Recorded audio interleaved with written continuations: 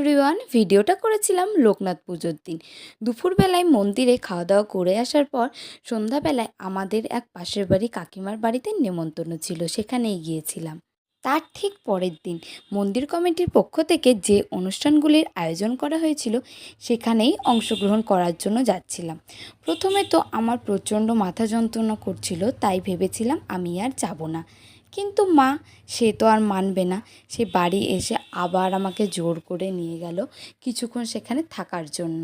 তার কারণ বাড়ির একদম কাছের অনুষ্ঠান বলে কথা, সেটা তো আর হাতছাড়া করা যায় না। আর অন্যদিকে দেখো মন্দিরের এত সাজসজ্জা, এত আয়োজন, কালকে আর কিছুই থাকবে না।